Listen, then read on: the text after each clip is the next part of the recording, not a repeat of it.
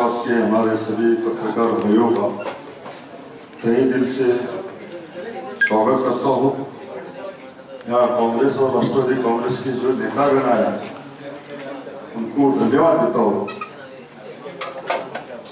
आज औरंगाबाद लोकसभेच्या उमेदवारी निमित्त कांग्रेस राष्ट्रवादी कांग्रेस व महाआघाडी या माध्यमातून कांग्रेस पार्टीचे आमचे नेते राहुलजी गांधी यांनी माझी उमेदवारी जाहीर केली। त्याबद्दल मी सर्वात अगोदर माननीय शरदचंद्रजी पवार साहेब, माननीय राहुलजी गांधी, खरगे साहेब, अशोकजी चव्हाण साहेब, पृथ्वीराज बाबा चव्हाण, बाळासाहेब थोरात साहेब यांचे मनापासून मी आभार व्यक्त करतो। त्यांनी माझ्यावरती विश्वास दाखवला। मी काही नेता नाही, एक सामान्य कार्यकर्ता म्हणून मी काम करतो। आमदार म्हणून 5.5 वर्षापासून मी जे काम करत होतो त्या कामाची पावती म्हणा किंवा ज्या जिल्ह्याचे मतदार आहेत किंवा कार्यकर्ते आहेत त्या कार्यकर्त्याचा आग्रह म्हणा, त्यातून ही माझी उमेदवारी जाहीर झाली। त्यामुळे मी ज्यांनी माझ्याकरता संपूर्णपणे ताकद लावली मला उमेदवारी मिळायला पाहिजे त्या सर्व नेत्यांचं, कार्यकर्त्यांचं, जनतेचं मी मनापासून आभार व्यक्त करतो। मला पूर्ण खात्री आहे की ज्या पद्धतीने ग्रामीण भागामध्ये आम्ही 20 वर्षापासून लढत असताना अनेक तालुक्यामध्ये काँग्रेसचा उमेदवार हा ग्रामीण भागातून बराच अंशी कमी मतांच्या मागे राहिला, पण ह्यावेळेस काँग्रेस राष्ट्रवादी काँग्रेसची ताकद ग्रामीण भागात असेल किंवा औरंगाबाद तिन्ही मतदारसंघामध्ये असेल फार मोठ्या प्रमाणात ताकद वाढली। जनतेमध्ये प्रचंड उत्साह आहे। ज्यांना 20 वर्षापूर्वी मेंबर ऑफ पार्लमेंट म्हणून पाठवतात त्यांनी 20 वर्षात काय केलं हा जनतेच्या मनात प्रश्नचिन्ह आहे। त्या 20 वर्षाच्या माध्यमातून लोकांमध्ये प्रचंड रोष तयार झाला। फक्त जातीपातीच्या नावावरती राजकारण करणारी ही मंडळी त्यांच्याकडे विकासाचं शून्य विजन आहे। त्यांना फक्त आम्ही जातीचे गणित आणि राजकारण बिघडवण्याचं काम त्यांनी केलं। त्यांना आता घरी बसवायची भूमिका जनतेने ठरवलेली आहे। त्यामुळे या भूमिकेतून मला पूर्ण विश्वास आहे लोकसभा हा मतदारसंघ यावेळेस काँग्रेस राष्ट्रवादी काँग्रेस आणि महाआघाडी यांच्या संपूर्ण प्रयत्नांनी ही जागा मी 100% जिंकतो असं मी खात्रीने आपल्याला सांगतो। आता अडचणी अनेक असतात, पण त्या अडचणीवरती मात करण्याचं काम जनताच करत आहे। त्यामुळे मला पूर्ण विश्वास आहे की जनतेच्या विश्वासावरती मी प्रबळपणे इलेक्शन लढत आहे। अनेक लोक प्रश्न करतात आता पुढे हे उभे राहिले ते उभे राहिले, शेवट मी कुस्ती लढवण्याकरता मैदानात उतरलो आहे। पहिला कोण समोर ताकदवाला आहे तर कोण कमजोर आहे यापेक्षा माझा जो गेम आहे, माझं जे लक्ष आहे जिंकण्याचं, ते लक्ष फक्त मी पूर्ण करतो। त्यामुळे बाकीच्या गोष्टीवरती लक्ष न देता माझं कार्य चालू आहे। याच माध्यमातून मी सांगू इच्छितो की 20 वर्षामध्ये मेंबर ऑफ पार्लमेंटनी अगोदर साहित्य ज्याप्रमाणे जातीपातीच्या नावावरती राजकारण केलं, विकास शून्य विजन असणारा माणूस आज जिल्ह्यामध्ये कुठला तरी एक असा लोकउपयुक्त प्रोजेक्ट असेल, मग तो शेतकऱ्यांकरता असेल, तो समाजाकरता असेल, तो उद्योजकांकरता असेल, तो व्यापाऱ्यांकरता असेल किंवा तो बेरोजगारांना रोजगार मिळण्याकरता असेल, असा 20 वर्षात एक तरी प्रोजेक्ट त्यांनी दाखवावा की ज्यामुळे रोजगार उपलब्ध झाला, लोकांना नोकऱ्या मिळाल्या, लोकांना त्यांच्या माध्यमातून विकास झाल्याची भूमिका दिसून राहिली। असं कुठलाही प्रोजेक्ट नाही। औरंगाबाद जिल्ह्यामध्ये अनेक प्रकल्प आहेत ज्याला आम्ही विजन ठेवून जर काम करण्याचा प्रयत्न केला अनेक बेरोजगारांना रोजगार उपलब्ध होऊ शकतो। औरंगाबाद जिल्ह्याचं आर्थिक सूत्र वाढू शकतं। त्यामध्ये मूळ आहे पर्यटन स्थळ। जे पर्यटन स्थळ आहेत आमच्याकडे ऐतिहासिक जगाच्या पाठीवरती नाव कोरल्या गेले असे पर्यटन स्थळ आहेत। त्यामध्ये प्रामुख्याने येलोरा आणि अजिंठा याचा नंबर लागतो। पण ह्या पर्यटन स्थळाकरता मेंबर ऑफ पार्लमेंटची जी भूमिका असते सेंट्रल गव्हर्नमेंटच्या माध्यमातून या गोष्टीला महत्त्व द्यायला पाहिजे. इन्फ्रास्ट्रक्चर उभं राहायला पाहिजे, रस्ते व्हायला पाहिजे, विमान सेवा चालू व्हायला पाहिजे किंवा ट्रान्सपोर्टेशनचा प्रश्न जो आहे तो सोडायला पाहिजे. याकरता त्या व्यतिरिक्त याची मार्केटिंग जगाच्या कानाकोपऱ्यात व्हायला पाहिजे. हे सर्व कार्य खरं म्हणजे मेंबर ऑफ पार्लमेंटच्या माध्यमातून होतात, पण त्यांनी कधी तो प्रयत्न केला नाही. आज आमच्याकडे DMIC सारखी इंडस्ट्री आली. आमच्या काँग्रेस आणि राष्ट्रवादी आघाडी सरकारने DMIC हा महत्वाकांक्षी प्रोजेक्ट हा फक्त औरंगाबाद जिल्ह्याकरता नव्हे तर मराठवाड्याच्या सुशिक्षित बेकारांना रोजगार मिळेल. आज उद्योगधंदे वाढले तर व्यवसाय वाढेल आणि औरंगाबाद शहर एक उद्योगधंद्यामध्ये सुद्धा हा बनेल. या भूमिकेतून हा DMICचा प्रोजेक्ट आला. पण आमच्या मेंबर ऑफ पार्लमेंटने कधी त्या प्रोजेक्टमध्ये एखादी इंडस्ट्री असं एक तरी उदाहरण मला द्या, त्यांनी तो प्रयत्न केला आणि एक इंडस्ट्री आणली. मागच्या वर्षी ज्या 4 इंडस्ट्री आमच्याकडे फायनल स्टेजवरती होत्या, स्वतः स्वार्थ साधून आमचं काय भूमिका मांडली. अनेक राज्य रेड कार्पेट टाकतात, त्यांचं स्वागत करतात उद्योजकांचं. या तुम्ही आमच्या जिल्ह्यात आमच्या राज्यात या, ज्यामुळे उद्योगला सुद्धा चालना मिळेल, बेरोजगारांची रोजगार आलेल आणि अनेक लोकांना उद्योगधंद्यात स्कोप मिळेल. म्हणजे भूमिका आम्ही कधी त्यांच्या माध्यमातून कधी आली नाही. माझं लक्ष ते राहील. आल्यानंतर अगोदर पर्यटनाला सुद्धा तितकंच महत्व द्यायचं, ज्यामुळं अनेक जगामध्ये अनेक देश फक्त पर्यटनावरती चालतात. त्यांच्याकडे दुसरं कुठलंही आर्थिक स्रोत नाही, पण पर्यटनावरती ते देश चालू शकतात. आमच्या जिल्ह्यात एवढं मोठं पर्यटन स्थळ आहे, त्यामध्ये आमचं राज्य तर चालेलच, परंतु आमचा आज जिल्हा सुद्धा चालू शकत नाही परिस्थिती आहे. उद्योगधंदे यायला पाहिजेत, यावरती माझा महत्वाचा भर आहे. ज्यामुळे DMIC सारखा महत्वाकांक्षी प्रोजेक्ट हा मराठवाड्याकरता आणला, त्याला चालना द्यावं लागेल. त्याचबरोबर ग्रामीण भागामध्ये शेतकरी आज संकटात आहे, पाण्यापासून वंचित आहे, दुष्काळ आपल्याकडे पडत आहे.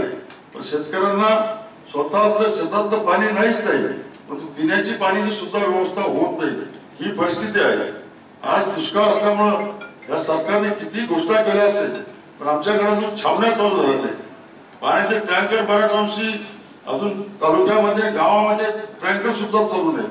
ही जर भूमिका ह्या सत्ताधारी मंडळीची असेल, शेवट जनता यांच्या विरोधात दिलेली आहे. त्यामुळे मी एकच सांगू इच्छितो, माझं लक्ष ग्रामीण भागामध्ये जे तालुके येतात, त्यामध्ये वैजापूर तालुका असेल, गंगापूर तालुका असेल, खुलताबाद तालुका असेल, या तालुक्याचं पाण्याचं स्रोत कसं वाढेल, पाणी कसं साठवण्यात येईल, पाण्याचा साठा कसा उपलब्ध होईल, पाण्याची जी खाली गेलेली पातळी जी आहे ती पातळी कशी वरती, या भूमिकेवरती माझं पूर्ण लक्ष राहील. ज्यामुळं माझा शेतकरी बांधव आज पाण्यापासून त्यामुळं आणि दुष्काळापासून जास्त आज परेशान आहे किंवा आज तो हाताला आलेला आहे. अशा लोकांच्या पाठीशी उभं राहणं आज काळाची गरज आहे. जोपर्यंत आमचा शेती उद्योग हा प्रगती करू शकत नाही, आम्ही आज भारत देश हा शेतीप्रधान देश होतो, पण आमच्या मराठवाड्यामध्ये स्पेसिफिक औरंगाबाद जिल्ह्यामध्ये शेतकरी आज औरंगाबाद जिल्ह्यातला शेतकरी इतका जास्त परेशान आहे, पाण्याचं स्रोत नाही. गोदावरी पाणी आमच्या हक्काचं आम्हाला मिळालं पाहिजे. त्याकरता खासदार साहेबांनी कधी एकदा तरी पार्लमेंटमध्ये आवाज उठवला का? त्याच्याकरता कधी रस्त्यावरती उतरलेत का?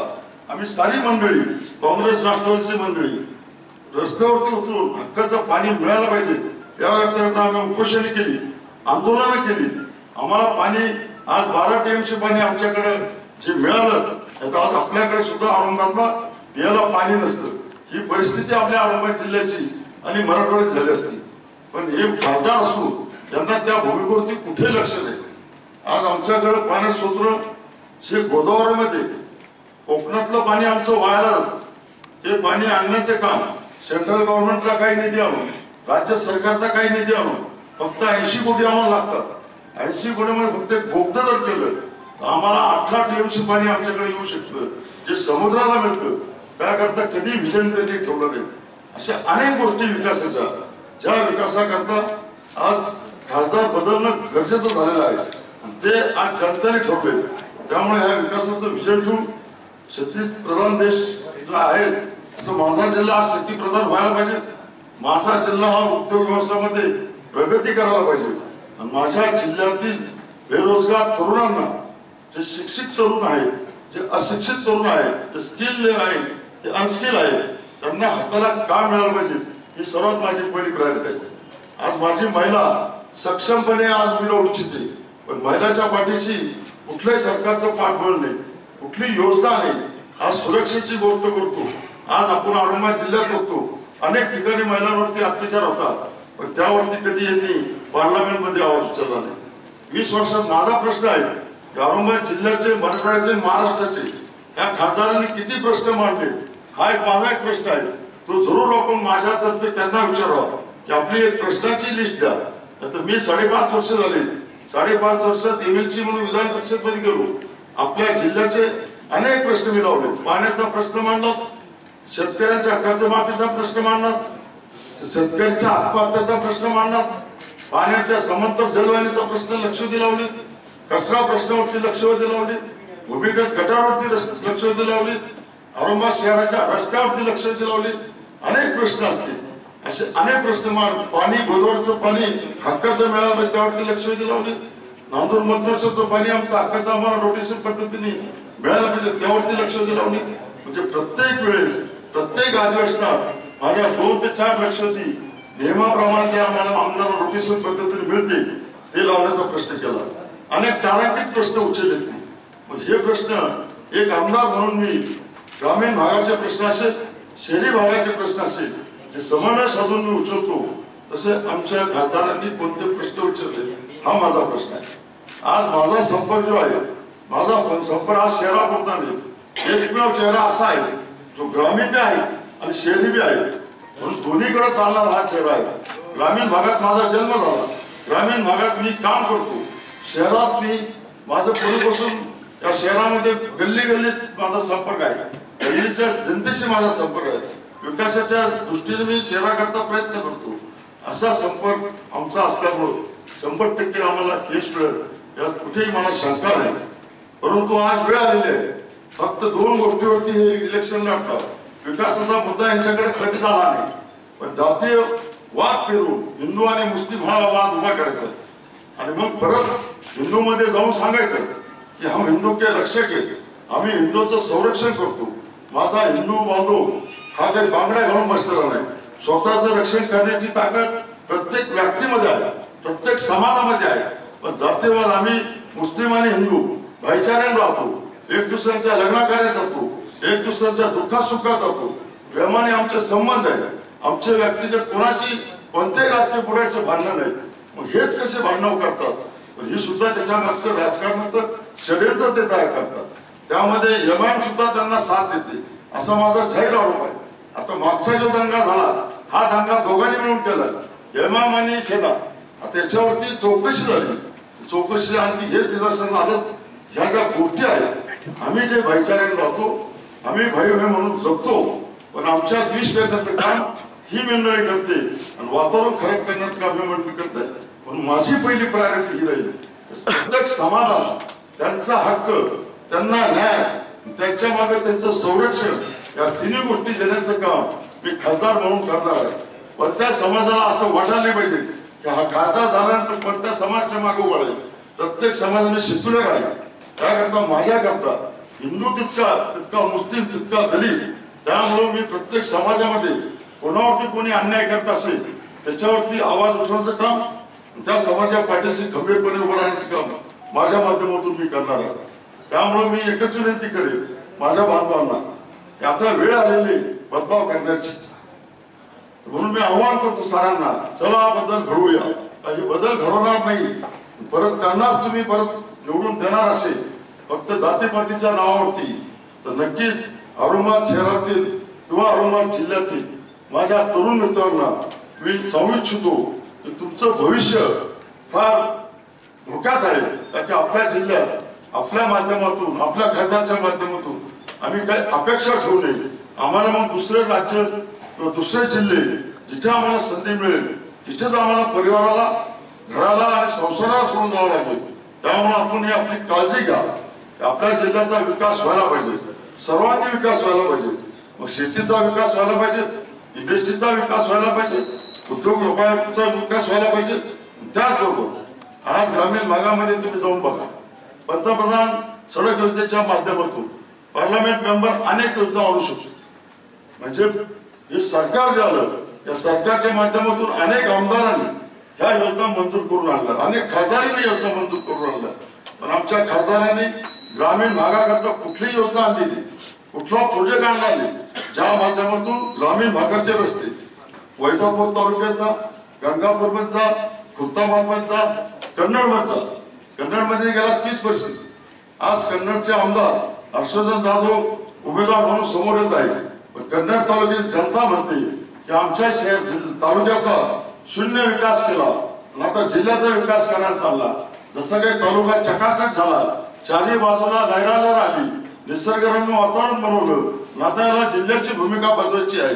असे निष्क्रिय लोक फक्त जातीपातीच्या नावावर राजकारण करत असतील. आता जनता हुशार झाली आहे, मतदार हुशार झाला आहे. कुठलाही माणूस जातीपातीच्या नावावरती राजकारण करू शकत नाही. जनतेला गोष्ट लक्षात घेऊन चुकली की जातीपातीच्या नावावरती आमच्या मतामध्ये डिवायडेशन करतात आणि स्वतःची पोळी भाजतात. म्हणून जनतेने ठरवलं यावेळेस काही जरी झालं आता बदल करायचा आहे, बदल घडवायचा आहे. म्हणून मला पूर्ण विश्वास आहे की हा बदल घडणार आणि सर्वांच्या आशीर्वादाने, जनतेच्या आशीर्वादाने, सर्व पक्षीय लोकांच्या आशीर्वादाने मी 100% खासदार म्हणून येणाऱ्या 23 मेला दिल्लीच्या दरबारात जाणार ही मला खात्री आहे. यानंतर आपले काही प्रश्न असतील तर आपण जरूर विचारू शकतो. तुमचा उमेदवारी अर्ज भरण्यासाठी कोणी सिनियर नेता वगैरे येतोय की काय? आता सिनियर नेता पूर्ण राज्यामध्ये, पूर्ण देशामध्ये प्रत्येक व्यक्तीला वाटतं की माझा फॉर्म भरायला यायला पाहिजे. प्रत्येकाच्या इलेक्शन 11 तारखेचे इलेक्शनचे दौरे आहे. पहिला टप्पा 11 तारखेचा आहे, तो टार्गेट आहे. आमची जरी इच्छा असेल, त्याची जरी इच्छा असेल देण्याची, तरीही ते प्रत्येक नेता माझ्या प्रचार सभेला 2 दिवस महाराष्ट्रातला प्रत्येक नेता, ते अशोकराव चव्हाण असतील, पृथ्वीराज बाबा चव्हाण असतील किंवा बाळासाहेब थोरात असतील, हर्षवर्धन पाटील असतील, त्यानंतर राष्ट्रवादी काँग्रेसचे मान्य शरदचंद्रजी पवार साहेब असतील, काँग्रेसचे नेते राहुलजी गांधी असतील किंवा छगनजी भुजबळ असतील, धनंजयजी मुंडे असतील, सर्वच नेते माझ्या प्रचाराकरता येणार आहेत. फॉर्म भरायला जरी येऊ शकले तर आनंदाची गोष्ट मी विनंती केलेली आहे, पण तो नाही आले म्हणून त्याचा अर्थ कोणी नेत्याने आला पण माझ्या पाठीशी नेत्याने कोणी घरी धरू नये. कारण सर्वच नेते सर्व जिल्ह्यामध्ये सर्व मळ्याच्या पाठीशी ताकदीने ही मंडळी उभी आहे, त्यात शंका करण्याचं काहीच कारण नाही. सर आपके कौन कौन से कॉम्पिटिटर्स है? बोलणं झालंय का? जिल्हाध्यक्ष सत्तार यांनी जी काही बंडखोरी वगैरे केलेली आहे या विषयावर तुमचं काही बोलणं झालंय का प्रदेशाध्यक्ष? असे मला पक्षाने तिकीट दिलं, तर पक्षाने तिकीट दिल्यानंतर कोणाच्या मनात काय आहे आणि त्यांना काय करायचं हा निर्णय त्यांनी घ्यायचा. पक्षाच्या पाठीशी उभं राहायचं ते बंडखोरी करायची. शेवट पक्षाने आपल्याला काय दिलं याचा जर विचार केला तर नक्कीच ते माझ्या पाठीशी उभं राहतील. त्याचा विचार नाही केला तर त्यांचं व्यक्तिगत स्वातंत्र्य आहे. त्यामुळे मला कोणाबरोबर हा माणूस काम करत नाही, हा माणूस माझ्या विरुद्ध बंडखोरी करतो याबद्दल माझं कुठेही लक्ष मी देत नाही. माझं लक्ष अर्जुनासारखं आहे. फक्त मला डोळा दिसतो, मला यश दिसतं. त्यामुळे किती परिणाम माझ्या समोर मैदानात आले, माझं लक्ष जिंकण्याचं आहे. त्यामुळे ह्या गोष्टीकडे लक्ष देता ज्याच्या पाठीशी जनता उभी आहे, ज्याच्या पाठीशी जनता ठामपणे माझ्या पक्षात मी न सांगता प्रत्येक माणूस कामाला लागलेला आहे. त्यामुळे ह्या गोष्टी तुमची स्पर्धा कोणाशी आहे नेमकी? कोणत्या उमेदवाराची स्पर्धा आहे तुमची? माझी स्पर्धा सर्वांना माहिती आहे. जातीपातीच्या नावावरती राजकारण करणारा एकच उमेदवार करतो. माझी स्पर्धा त्याच्याशीच आहे. त्यामुळे दुसरं कोणाची स्पर्धा नाही. रामकृष्ण बाबा असे म्हणाले की तुम्ही काँग्रेसने लाईक उमेदवार टाकला नाही, यामुळे मी सत्ताचं काम करणार आणि झाबडचं काम करणार नाही. रामकृष्ण बाबा माझी लायकी ठरवणारे व्यक्ती कोण माझा प्रश्न आहे. माझी लायकी जनता ठरवेल, कोणी नेता माझी लायकी ठरवू शकत नाही. त्यामुळं जनतेने जी माझी लायकी ठरवली त्या जनतेच्या अधिकारामुळे, जनतेच्या आवाजामुळे मला उमेदवारी मिळाली. मी काही फार राजकीय मोठा नेता नाही. माझं पिंड, माझा परिवार राजकीय क्षेत्रातील नाही. एक सामान्य माणसाला फक्त आमदार झालाय त्याला खासदारकीचं तिकीट मिळते यावरून ती लायकी कोणाची काय ही जनतेने बघितली, सर्व पक्षाने बघितली आणि सर्व नेत्यांनी बघितली. त्यामुळे ती एकटे माझी लायकी ठरवणार नको, मला त्यांची लायकी त्यांची काढायला लावू नका. कारण की ते आमचे ज्येष्ठ नेते होते पूर्वी काही काळापूर्वी, आमच्या परिवाराशी त्यांचे संबंध होते. त्यांची सुरुवात कशी झाली हा जर इतिहास मी सांगायला गेलो तर त्यांचे कपडे सारे निघून जातील, ही परिस्थिती आहे. सर दुसरा प्रश्न आहे की तुम्ही पाठीमागे म्हणला होता तर अब्दुल सत्तार यांना जर निवडणूक लढवायची असेल तर तुम्ही माघार घ्यायला तयार आहे. बरोबर आहे. आता त्यांनी निवडणूक लढवण्याची तयारी दर्शवली, त्यांच्या कार्यकर्त्यांनी सुद्धा सांगितलं की काँग्रेसकडून लढवावी आणि अब्दुल सत्तार स्वतः सांगते की वरिष्ठांचा सुद्धा मला विनंती आहे की मी लढवावी. मी माझी भूमिका मी पक्षाच्या हितामध्ये माझी भूमिका त्यावेळेस मांडली. माझं तिकीट जाहीर झाल्यानंतर ज्यावेळेस त्यांनी सांगितलं की मुस्लिम समाजाला एक सुद्धा उमेदवार पक्षाने दिला नाही, मी उमेदवारी मागितली, मला उमेदवारी दिली नाही, तर पक्षाने मुस्लिम समाजाचा अकोल्याचा उमेदवार तर दिलाच होता, पण तरी गैरसमज कोणाला होऊ नये म्हणून मी माझी भूमिका व्यक्तिगत मांडली की मग त्यांना आज जरी पक्षाने जालना जिल्हा सुद्धा त्यांना उभं राहा म्हणून आवर्जून आग्रह केला, जालना नसेल लढवायचं तर औरंगाबाद लढा म्हणून आग्रह केला. पण त्यावेळेस पक्षासमोर त्यांनी स्पष्ट भाषेत सांगितलं की मला इलेक्शन लढवायचं नाही, मी जर इलेक्शन लढवलं याच्या होईल म्हणून त्यांनी ते जागा सीट घेतली नाही. पण त्यानंतर त्यांनी आपली भावना व्यक्त केली, त्या भावनेचा आदर करून शेवटी आमचे जिल्हा अध्यक्ष होते, पण त्यांना जर इलेक्शन लढवायचं असेल तर नक्कीच माझी उमेदवारी मी पक्ष लढवून होती, तिकीट बदलणं माझ्या हातात नाही, पण पक्षाकडे माझी भूमिका मी मांडेल की बाबा मी लागलं तर परत घेतो, माझं तिकीट मला नाही दिलं मला कुठं दुःख नाही, यांना जर तिकीट पाहिजे असेल तर पक्ष लढवती श्रेष्ठी हा निर्णय घेतील अशी मी भूमिका मांडली. पण ती भूमिका माझी जी होती त्यावेळेस होती. शेवट इलेक्शन माझ्या डोळ्यासमोर आहे, वेळ कमी राहिलेला आहे, मी या गोष्टीची त्यांच्या निर्णयाची वाट बघत बसलो असतो तर माझ्या जिल्ह्याचे दौरे किंवा संपर्क हा मला थांबवावा लागला असता. पण शेवट मी जिंकण्याकरता लढतोय, कोणाला दाखवण्याकरता लढत नाही, पण मी माझं काम चालू केलं. एबी फॉर्म आपल्यापर्यंत पोहोचलाय. जर अब्दुल सत्तारांनी अपक्ष निवडणूक लढवली तर तुमच्या समोर किती आव्हान असेल? मी सांगितलं एका शब्दात सांगितलं, माझ्या समोर किती पैलवान मैदानात आले, मी कुस्तीच्या आखाड्यामध्ये उतरलेलो आहे, त्यामुळे तो पैलवान कोण मजबूत आहे कोण कमजोर आहे या आव्हानापेक्षा मला कुस्ती जिंकायची आहे, सर्व पैलवानांना चित करायचं आहे, हेच माझा संकल्प आहे. सर पक्षांतर जी सत्तार साहेबांची जी नाराजी त्याचा तुम्हाला फटका बसू शकतो का? पक्षांतर्गत नाराजी सर्वच पक्षाचे सर्वच युवक काँग्रेसपासून शहर अध्यक्षापर्यंत संपूर्ण तालुका अध्यक्षापर्यंत सर्व फ्रंटलच्या अध्यक्षापर्यंत सर्व पक्षातील सर्व समाजाचे नेते हे माझ्या पाठीशी खंबीरपणे उभे आहेत. त्यामुळे पक्षामध्ये असणारी नाराजी मला कुठे दिसत नाही, त्यामुळे माझ्यावरती काही फरक पडण्याच कारण. बरं, हे दोन्ही आमदार असं काय करायला लागले, इम्तियाज आणि सत्तार असं का वागतात? हा प्रश्न त्यांचा मी कसं समजू शकतो, हा तुम्ही त्यांना विचारा, तुम्ही असं का वागता. आता त्याच्या मागे षडयंत्र त्यांचं काय इथे सांगू शकतील, मी सांगेन दोघांचं षडयंत्र आहे समजा. षडयंत्र असेलच ना, ज्या आर्थिक पक्षाच्या पाठीशी उभं राहायला पाहिजे, ज्यांनी माझी उमेदवारी 4 पत्रकार परिषदेमध्ये स्वतः जाहीर केली, स्वतः सांगितलं आमचा सक्षम उमेदवार आमदार सुभाष झांबडे, मग अचानकच माझी उमेदवारी जाहीर होण्याच्या अगोदर अचानकच मला तिकीट न मिळावं, नंतर माझी उमेदवारी जाहीर झाली त्यानंतर नाराजी दाखवावी, त्यामागे षडयंत्र नक्कीच असेल. आज तुम्हाला सरकारची गरज आहे का? असं हे पक्षात काम करत असताना मला सत्तार साहेबच काय, मला सामान्यातला सामान्य माणसाची गरज आहे. इलेक्शन लढणारा माणूस हा कधीच बनू शकत नाही, मला गरज नाही, कारण तो सामान्य माणूस असेल त्याच्या मागे वोट नसेल तरी तो त्याला सन्मानच होतो. त्यामुळे राजकारणात काम करत असताना टार्गेट जर माझं लढण्याचं जिंकण्याचं आहे, प्रत्येक माणसाची गरज समजतो. सतीश चव्हाण दिसत नाही, काही नाराजी काही नाराजी नाही. सतीश चव्हाण साहेब ऐकून घ्या, राष्ट्रवादीचे नेते खुलासा करतीलच, पण ते मला स्वतः व्यक्तिगत मला सांगून गेले, उस्माना बोलले जिल्ह्याची काही जबाबदारी माझ्यावरती आहे, फॉर्म भरायला चाललो आणि फॉर्म भरून मी 31 तारखेला रात्री येणार आहे आणि 1 तारखेला तुमच्या फॉर्म भरण्याकरता मी तुमच्या बरोबर हजर आहे. त्यानंतर जिल्ह्यात तुमचे जे दौरे लागतील त्या दौऱ्यामध्ये मी स्वतः सहभागी पूर्ण ताकदीनुसार माझं जे प्लॅनिंग मी जिंकण्याकरता केलं त्या प्लॅनिंग सहित मी तुमच्या बरोबर आहे, त्यामुळे नाराजचा प्रश्न येतो. अरुण यादव का आरोप है कि खैरे साहब ने आपको टिकट देने में मदद की? ऐसा है, टिकट कांग्रेस पार्टी डिसाइड करती है, हमारी पार्टी कोई खैरे और सेना नहीं चला. एक चीज ध्यान में रखना, इसलिए खैरे कौन है जो हमारा टिकट देगा? पार्टी को सक्षम जो लगा, पार्टी के सामने चुन के आने वाला उम्मीदवार जो लगा, हमारे पास लाइन में 12 उम्मीदवार थे.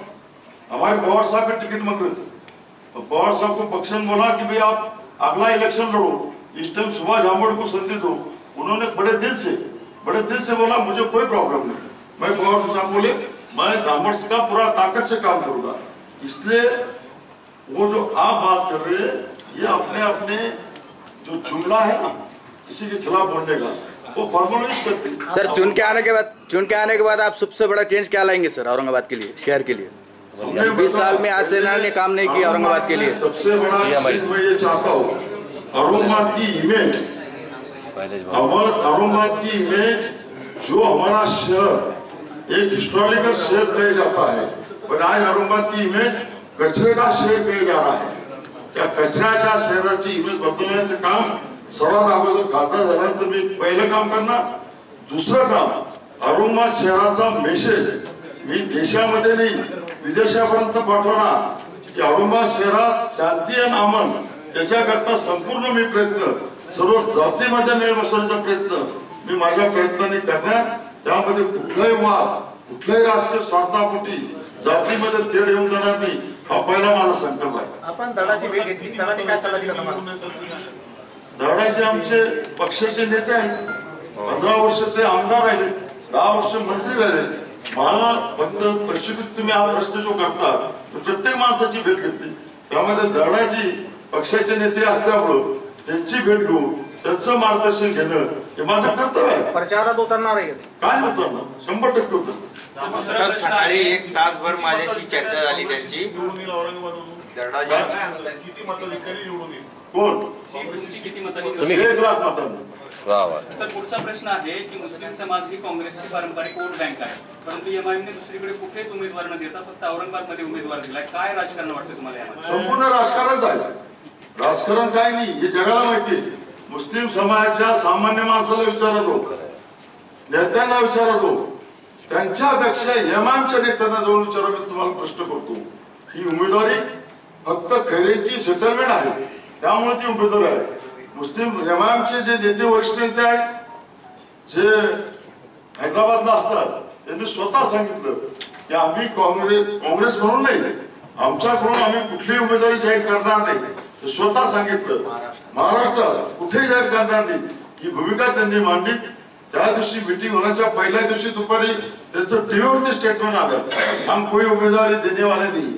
मग अचानकच उमेदवारी घेतली, त्यामागे षडयंत्र हेच आहे. सारा समाजाला, मुस्लिम बांधवांना माहिती ही उमेदवारी कशी आली. आणि शेवट यांनी धमकी ही दिली की तुम्ही मला उमेदवारी द्या, नाही तर मैं इस्तीफा दे के अपक्ष लढूंगा. पार्टी फुटण्यापेक्षा उमेदवारी दिलेली चालते, अशी भूमिका वरिष्ठ साहेबांनी ठरवली, म्हणून ती उमेदवारी आली. दुसरा प्रश्न आहे की अब्दुल सत्तार यांनी पक्ष कार्यालयातल्या खुर्च्या घेऊन गेले आणि त्यांनी दुसरं स्टेटमेंट असंही केलेलं आहे की नवीन उमेदवारांनी आता खुर्च्या आणाव्यात आणि खुर्च्या देऊन टाकल्या. 1000 खुर्च्या. अशा पद्धतीने खुर्च्या नेणं तुम्हाला कसं वाटतं? आता तो व्यक्तिगत प्रश्न हो, स्वतः माणसाचं शेवट मन बघितलं जातं, त्याचं मन तुम्हाला त्या खुर्च्याच्या माध्यमातून दिसतंय. त्यांचं बंड शमवण्यासाठी काही प्रयत्न चालू आहेत का काँग्रेसचे? काय करू? काय कर जाऊन दे ना. जनता बरोबर आहे ना. मी काय सांगितलं, जनता बरोबर आहे. आता मानेक नेते समजून घ्या उद्या बंड करतील, त्यात एनर्जी वेस्ट करण्यापेक्षा जनतेमध्ये माझी भावना, माझ्या समस्या, माझा प्रचाराचं जे टार्गेट आहे ते मी बघेल. अशा गोष्टीमध्ये राजकारण करत असताना अनेक रस्त्यामध्ये काटे येतात. शेवट आम्ही काटे असले म्हणजे रस्ता पार करत नाहीत का? आम्ही त्या काट्यावरती सुद्धा माफ करू रस्ता पार करण्याचं काम करतो. सेटलमेंट कितीचं झालं आपण? किती खोक्याचं झालं मला सेटल? आता ते तुम्ही गावांना विचारा, फोटोग्राफ आहे माझ्याकडे. सांगितलं ना, मग काही सांगा ना काहीतरी. नाही, असे हे जर तुम्हाला त्यांचं सेटलमेंट किती झालं हे सांगायचं असेल त्यात तुम्ही काही ब्रोकर नव्हतो. तुम्ही सांगितलं ना, आरोप तुमचा आहे. हा ब्रोकर असताना सांगितलं असतं. नाही, आरोप तुम्ही लावला ना. आरोप जनतेने लावला, मी जनतेने. लावला. तुम्ही परत माझी भूमिका रिचेक करा. मी तुम्हाला हे सांगतोय, मुस्लिम समाजाचा सामान्यातला सामान्य माणूस हे म्हणतोय की हे उमेदवार खैरेने सेटल केले उमेदवार कुठासाठी? सुभाष झांबडचा आरोप नाही. ते तुम्हाला त्याचे प्रूफ पाहिजे असेल. आपल्याला जो आमदार निधी मिळाला आतापर्यंत हो. पूर्ण 100% खर्च झाला का? 100% जो मिळाला तो कुठल्या कुठल्या उपयुक्त योजनेवर खर्च केला ते हा आमदार निधी जो मला मिळाला त्या आमदार निधीच्या व्यतिरिक्त मी तुम्हाला सांगू इच्छितो. फक्त आमदार निधीवरती सरकारच्या निधीवरती मी अवलंबून राहिलो नाही. मी ग्रामीण भागामध्ये 625 गावामध्ये वेगवेगळ्या पद्धतीने कामं केली.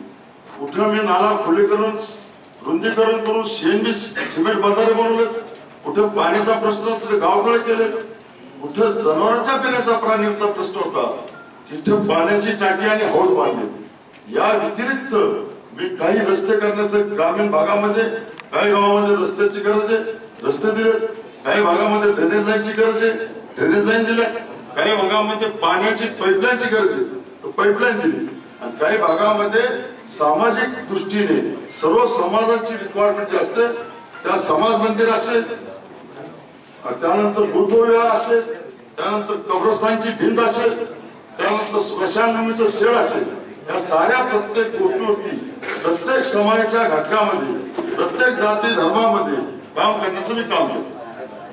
पण हेच आहे का विकासाचं तुमचं मॉडेल? आता तुम्ही जे कामं सांगितली तसं तुम्ही मगापासून विकासावरती बोलताय. आमदार फंडातून किंवा असं एखादं विकासाचं मॉडेल आहे का ज्याच्यावर तुम्ही मतं मागणार आहेत? एखादा 100% आहे. मॉडेल रस्ता, एखादा मॉडेल हे बघा, माझं एक लक्षात ठेवा, माझं पहिलं टार्गेट होतं शहरात समांतर जेलवाहिनी तयार मंजूर सरकारने केली काँग्रेसच्या.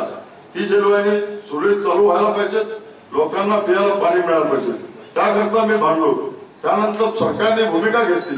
आमची मागणी ही होती, ज्यांनी याच्यात भ्रष्टाचार केला त्यांची चौकशी होऊन ह्या जेलवाहिनीला मदत करायला पाहिजे, लोकांना पाणी मिळालं पाहिजे.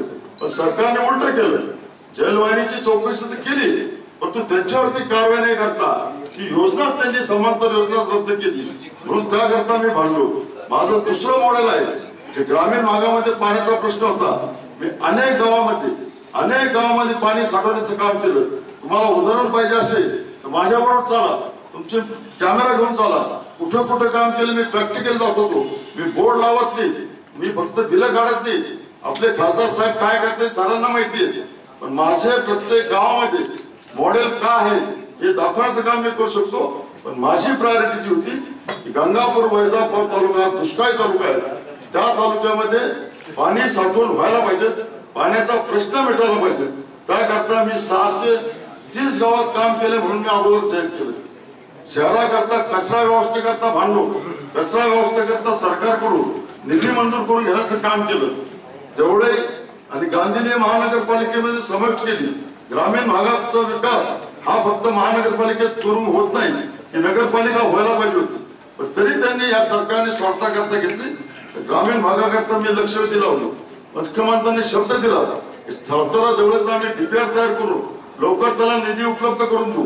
विकासाचं मॉडेल म्हणजे प्रत्येक समस्या समोर ज्या दिसतात त्या अगोदर आपण सॉल्व्ह करायला पाहिजे. त्यानंतर पुढे भविष्यामध्ये औरंगाबाद शहराची जिल्ह्याची प्रगती व्हायला पाहिजे, ते विजन ठेवून काम करायला पाहिजे. आमदार म्हणून जी माझी ताकद आहे ती संपूर्णपणे मी वापरली. खासदार म्हणून जी ताकद बनेल ती त्यापेक्षा 10 पट मी वापरेल. एवढंच माझं विकासाचं मॉडेल आहे. झालार क्षेत्राबाबतीत काय म्हणताय? झालार क्षेत्र आणि महानगरपालिकेमध्ये जे नवीन गाव घेतलेले आहेत महानगरपालिकेने त्याच्या बाबतीत तुम्ही काय करणार सांगा. झालं क्षेत्राकरता मी भांडलो. झालं क्षेत्राची आज मान्यता झाली. नाही नव्याने काय करणार? नव्यानं झालं क्षेत्राचा विकास व्हायला पाहिजे. सिडकोनी झालं क्षेत्र ताब्यात घेतलेलं आहे. सिडको बरोबर आम्ही भांडलो, मिटिंग केली. सिडको स्वतः सोमोटो बॉडी ती खर्च करायला तयार नाही. सरकार म्हणतं तुम्हाला खर्च करावा लागेल. आता ही भूमिका आम्ही सरकारकडे हा प्रस्ताव मांडला, याचं स्वतंत्र प्राधिकरण करा, स्वतंत्र प्राधिकरण करून याचा विकास करा. माझी भूमिका आज बी आहे आणि उद्या बी खासदार नवीन गाव जे महानगरपालिकेमध्ये घेतलेले आता त्यांचे जे हाल आहे या हालाच्या बाबतीत काय बोलणार तुम्ही? सिडको क्षेत्र महानगरपालिका घेण्याची भूमिका माझी नाही. नाही तुमची नव्हती जो महानगरपालिकेमध्ये क्षेत्र घेतलं त्याच्यावरती मी सरकारला प्रश्न केला, लक्षवेधी लावली आणि DPR करून घेण्याची मुख्यमंत्र्यांनी गवई दिल्यानंतर आज सातारा आणि जवळचा DPR केलाय. धन्यवाद. सगळ्यांनी जीवन केल्याशिवाय आणि माझ्या पत्रकार